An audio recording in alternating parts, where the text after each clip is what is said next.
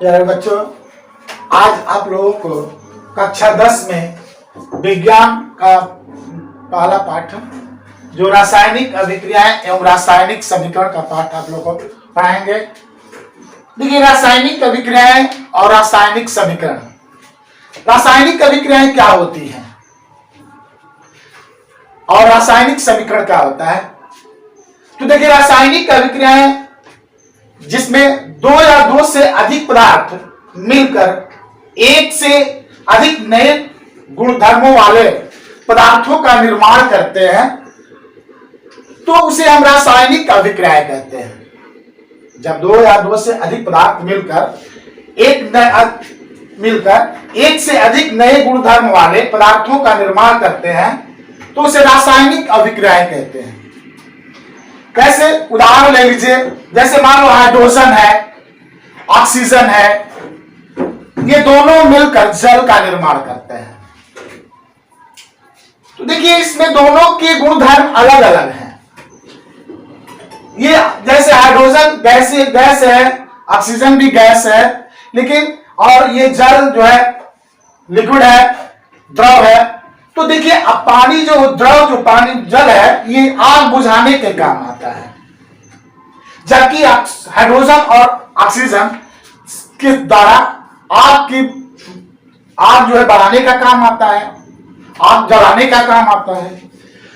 तो इस दोनों के अलग अलग गुण हैं और इन गुणों से भिन्न एक तीसरा गुण वाला पदार्थ का निर्माण होता है, वो है जल। जैसे देखिए, हाइड्रोजन गैसियस फॉर्म में है और ऑक्सीजन भी गैसियस फॉर्म में है और जल जो है ये लिक्विड फॉर्म में बन जाता है या वाष्प रूप में भी बन सकता है।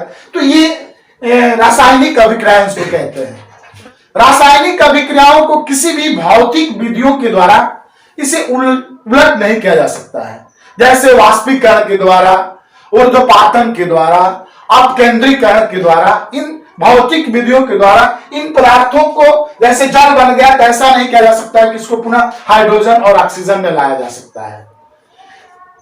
ये इनको हम रासायनिक अभिक्रियाएं कहते हैं। रासायनिक अभिक्रियाएं दो या दो से अधिक पदार्थ जब मिलकर एक से अधिक नए गुणधर्म वाले पदार्थों का निर्माण करते हैं तो उसे रासायनिक अभिक्रियाएं कहते हैं। इन रासायनिक अभिक्रियाओं में किसी पदार्थ की अवस्था में परिवर्तन हो जाता है, उसके रंग में परिवर्तन हो जाता है, उसके गुणधर्म में परिवर्तन हो जाता है।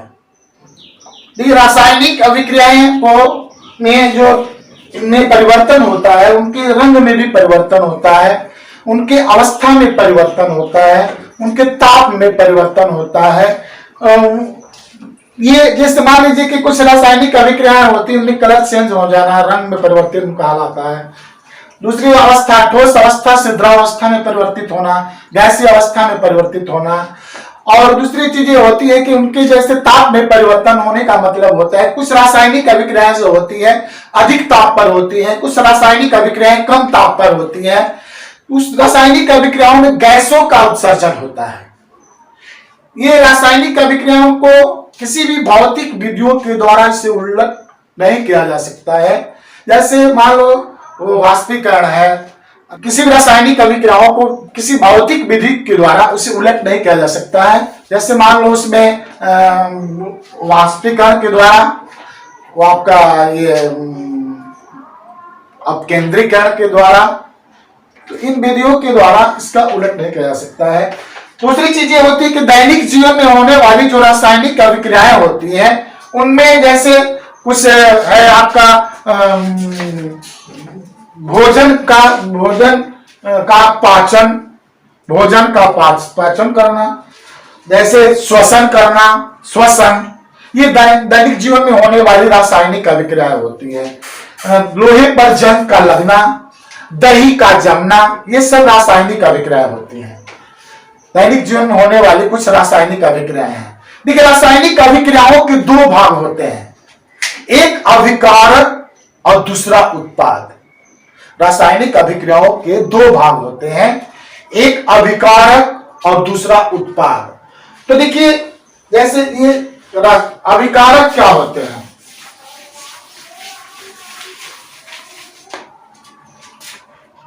अभिकारक जिसे रिएक्टेंट कहते हैं।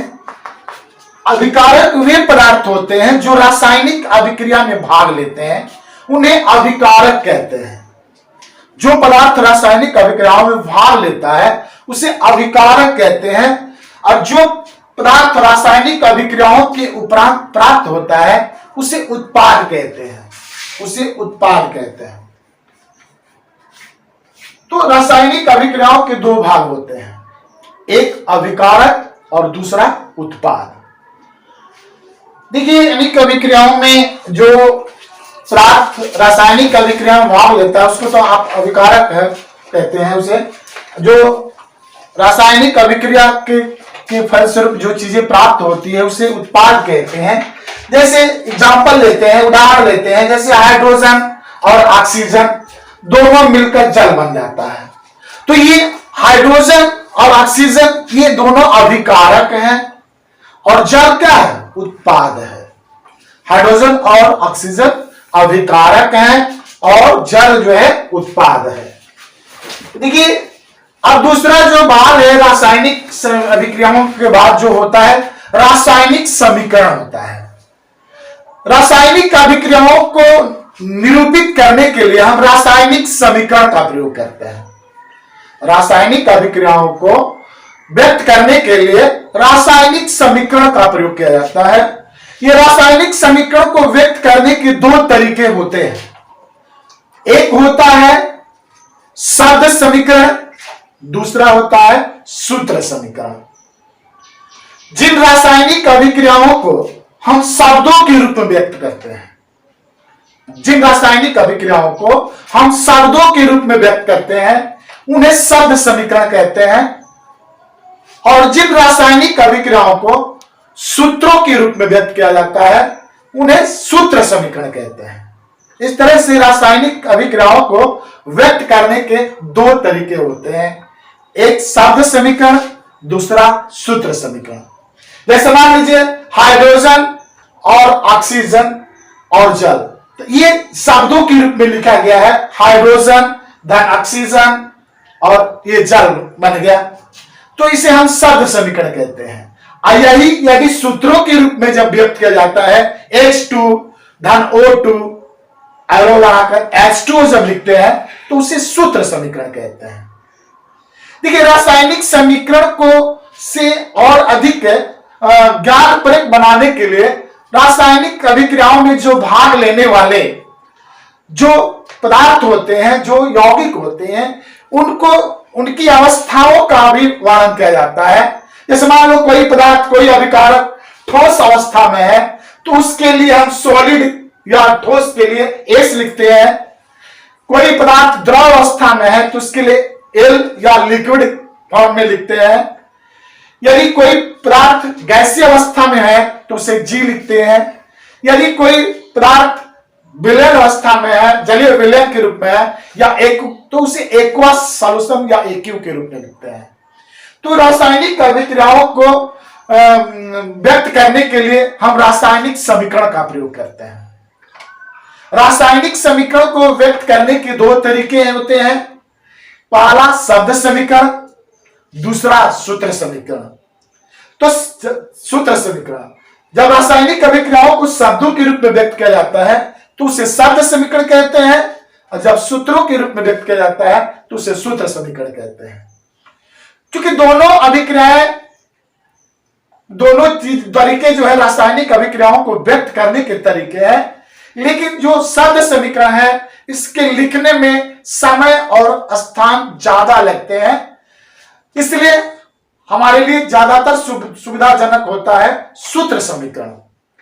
रासायनिक अभिक्रियाओं को सूत्र समीकरण में लिखने पर समय और जगह दोनों की बचत होती है, इसलिए रासायनिक अभिक्रियाओं को हम शब्द समीकरण में ही ज्यादातर अच्छा होता है लिखना। इससे ज्यादातर हम यौगिकों को, तत्वों को आसानी से लिख सकते हैं। तो ये दो तरीके होते हैं, शब्द समीकरण और सूत्र समीकरण। सूत्र समीकरण के उदाहरण है, जैसे मान लो Mg प्लस O2 और MgO बन गया, तो Mg और O2 तो ये अभिकारक है, MgO जो है उत्पाद है। जैसे मैग्नीशियम धातु है और ऑक्सीजन गैस है और मैग्नीशियम ऑक्साइड जो है यौगिक ये बन गया आपका। तो ये देखिए ये दोनों में अभिकारक और उत्पाद में अणुओं और परमाणुओं की संख्याओं में अंतर होता है, इसलिए ये असंतुलित समीकरण या कंकाली समीकरण कहलाता है। इस रासायनिक समीकरण दो प्रकार के होते हैं, एक असंतुलित समीकरण और दूसरा जो होता है संतुलित समीकरण होता है। तो देखिए इसमें जैसे रासायनिक अभिक्रियाओं को जो शब्दों सूत्रों के रूप में जो व्यक्त किया जाता है तो इन्हें सूत्रों के रूप में लिखते हैं। जैसे मान लीजिए मैग्नीशियम है और वायु जो ऑक्सीजन के साथ जलकर मैग्नीशियम ऑक्साइड बना रहा है, तो मैग्नीशियम धातु है, ये सॉलिड अवस्था में होती है, ठोस अवस्था में होती है, ऑक्सीजन गैसीय अवस्था में होती है और जो मैग्नीशियम ऑक्साइड जो होती है ये ठोस अवस्था में होती है। इस तरह से ये सूत्र समीकरण के रूप में इसे व्यक्त किया गया है। क्योंकि दोनों ये रासायनिक अभिक्रियाएं दो प्रकार की होती हैं, एक असंतुलित समीकरण और दूसरा संतुलित समीकरण। असंतुलित समीकरण वह समीकरण होता है जिसमें अभिकारक और उत्पाद के परमाणुओं और अणुओं की संख्या और उनके द्रव्यमानों में अंतर होता है, जबकि संतुलित समीकरण वह समीकरण होता है जिसमें किसी रासायनिक अभिक्रिया में भाग लेने वाले अभिकारक और उत्पादकों के अणुओं और परमाणुओं की संख्या है जो आपस में जो होती है बराबर होती है, तो इसे हम संतुलित समीकरण कहते हैं। तो रासायनिक समीकरण को संतुलित करने का जो तरीका है नेक्स्ट वीडियो में बताएंगे आप लोगों को। तो बच्चों इस वीडियो को ज्यादा से ज्यादा शेयर करना, अपने दोस्तों में वीडियो को लाइक करना, चैनल को सब्सक्राइब करके घंटी वाली बटन को दबा देना और यदि जो कोई टॉपिक समझ में ना आए तो कमेंट करके बताना। धन्यवाद।